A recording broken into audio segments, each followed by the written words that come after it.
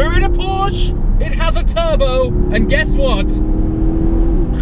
It's really fast. Welcome to the Porsche Panamera Sport Turismo.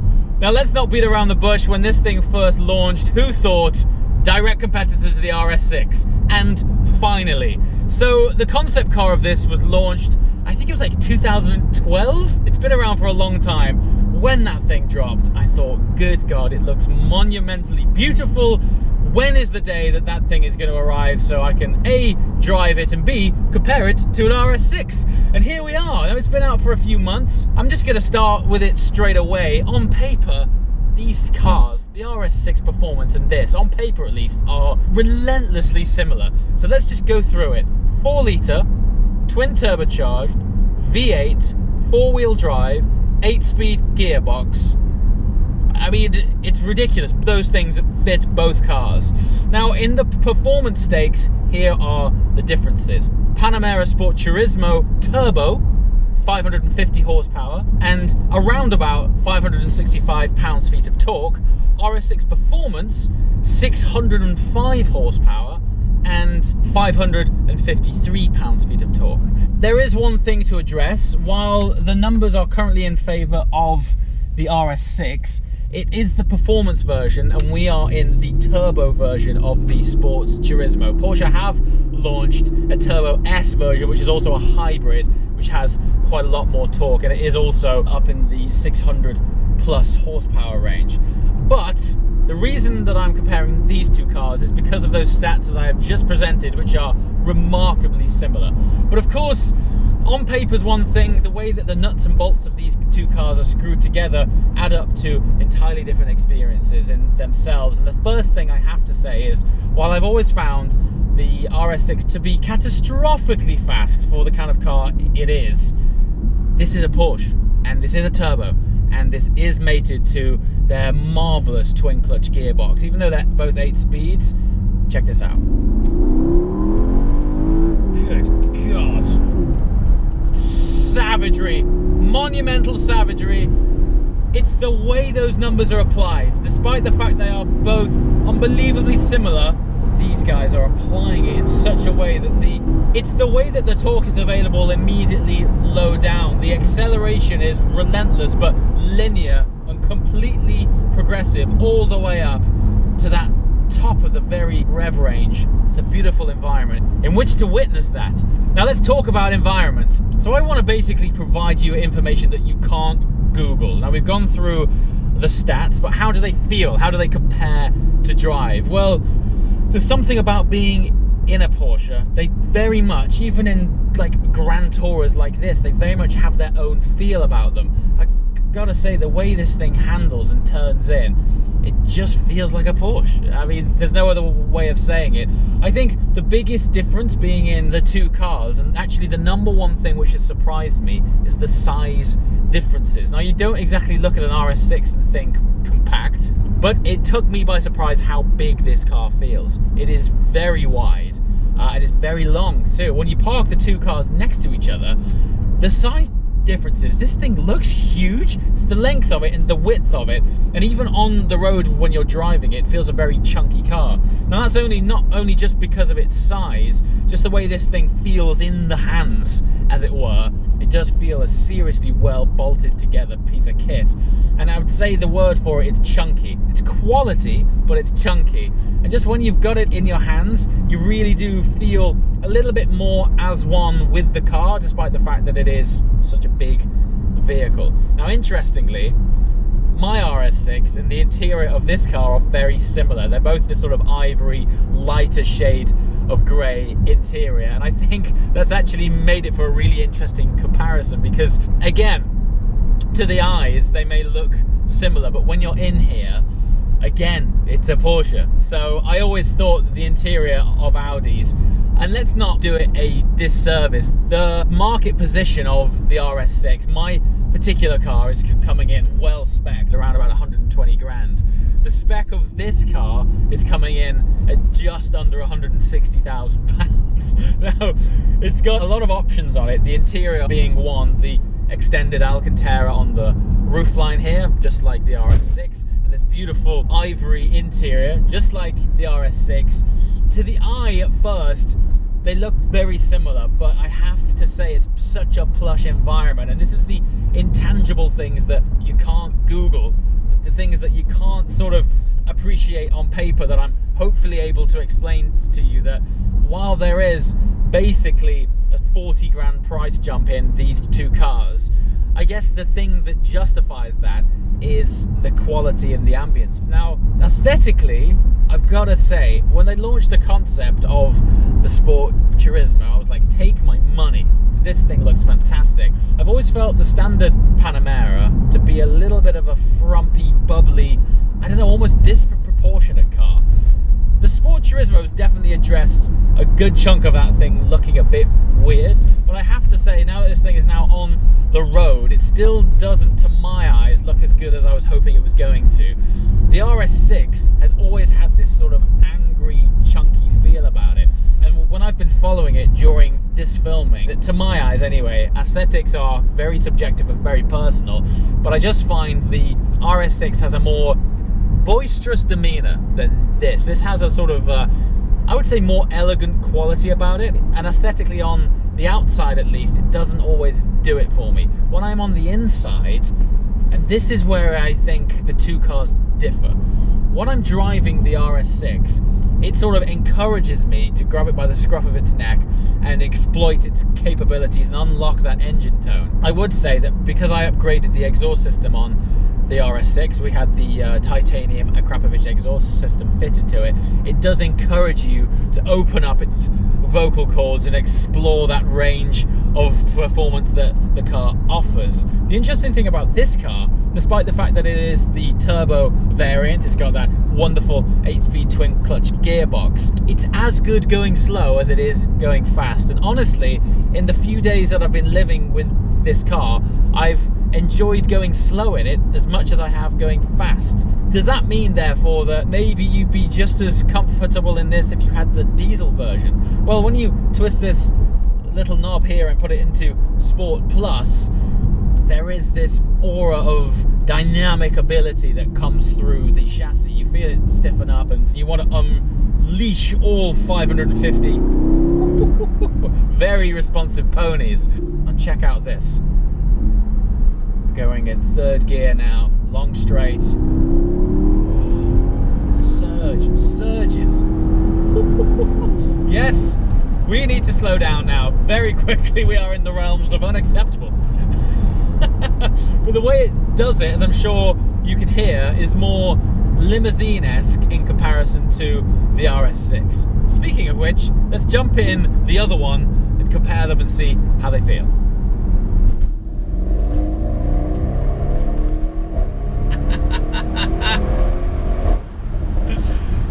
Now, I'm sure the first thing you can tell, the biggest difference is the sound.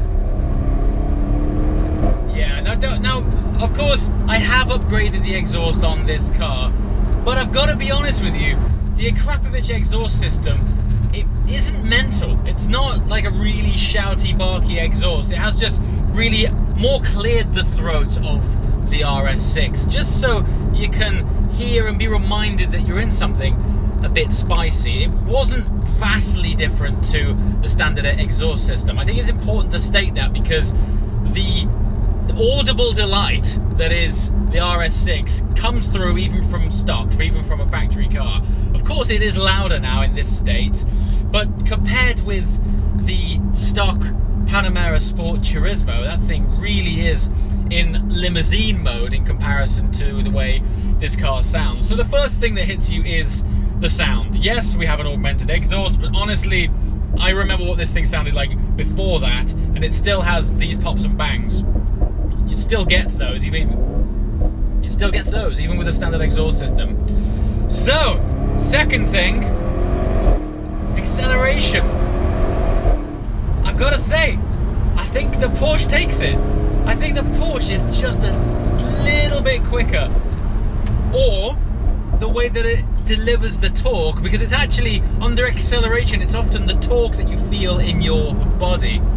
whatever it is, because on paper, as I mentioned, the official statistics are that they're near identical. But I think it's the way that the Porsche delivers the torque from a much earlier stage in the rev range than this car. This kind of comes into its own around about 3,500 onwards. Yes, so from there, it's all there. And the third thing is the size. Now, never in a million years did I believe that I would find myself saying the RS6 feels a little bit small. Now, in its own state, it doesn't feel small when you're in it, but when you jump back to back from the Sport Turismo into this, there is a definite downsizing effect. I think it's mostly the width of the Panamera, and it's long as well. And the other thing, just one more time.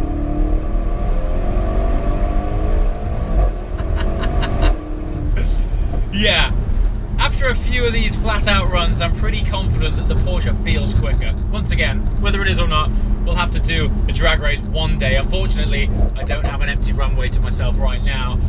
But I've got to tell you, the sort of things that you can't Google. You want to know what this really feels like? I truly believe the Porsche feels faster. Having said that, the sense of occasion upon planting your foot, I think, is definitely greater in the RS6.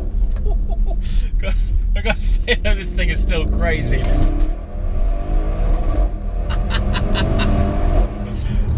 And that for me is where it's at. These things are kind of unnecessary cars. I mean, who needs a car that's this practical, that's this fast? It really does tick both boxes at the same time.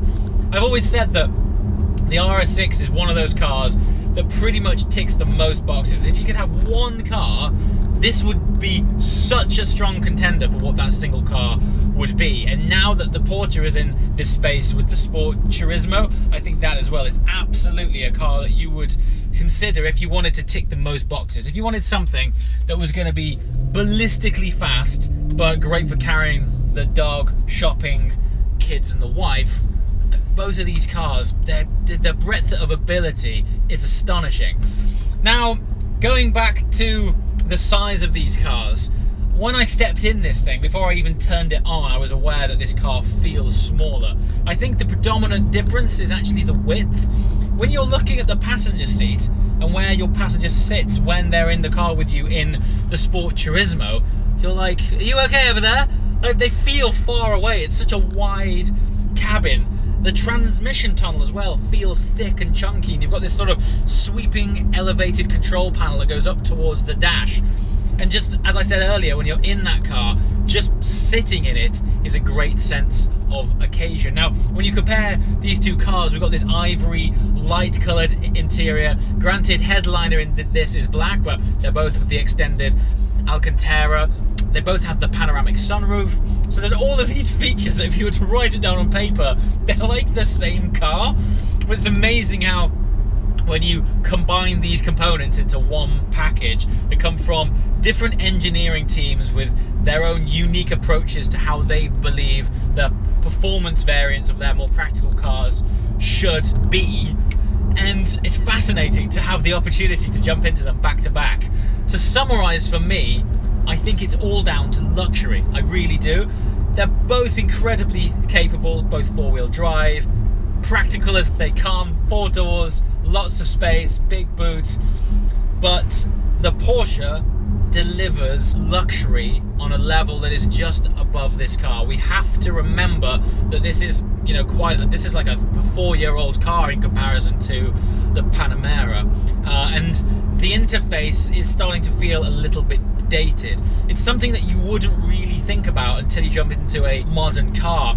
Porsches do interiors to such a high standard that jumping in them back to back, you are aware that there is a little bit of plasticiness going on about this, and there's a lot more of the analog feel about it than there is in the Porsche. Having said that, the environment in which to sit and absolutely smash miles, this is so awesome. I've got to say as well, the driving positions are unbelievably similar. There is one thing which I prefer about the Porsche, in that you can just drop the rear of the seat down just a tad, so basically your bum sits lower, and for a slightly snugger, more performance-orientated driving position, that's what I prefer. But this is pretty much spot on.